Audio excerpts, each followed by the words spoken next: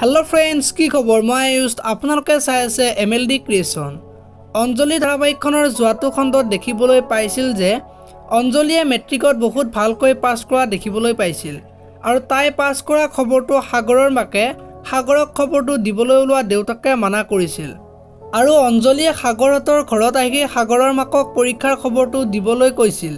এতিয়া বাৰু সাগৰৰ মাকে সাগৰক খবৰটো দিবনে নাই দেখিবলৈ পাব अंजलि নামৰ ধাৰাবাহিকখনৰ আজিৰ খণ্ডটোত। আনফালে সাগৰে আজি নতুন কলেজলৈ প্ৰথম যাব আৰু নতুন কলেজত গৈ अंजलिক পাহৰি যাব নেকি?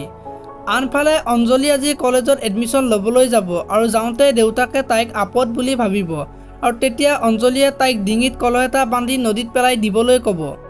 ইফালে अंजलि আজি সাগৰতৰ ঘৰলৈ যাব আৰু সাগৰৰ মাকে अंजलिক সিহঁতে বেয়া পোৱা কাম নকৰিবলৈ ক'ব আৰু তাইৰ ওপৰত যে বিশ্বাস আছে সেইটো কোৱা দেখিবলৈ পাব। যদি সাগৰে अंजलिক ভাল পায় তেতিয়া अंजलिয়ে কি কৰিব দেখিবলৈ পাব अंजलि নামৰ ধাৰাবাহিকখনত।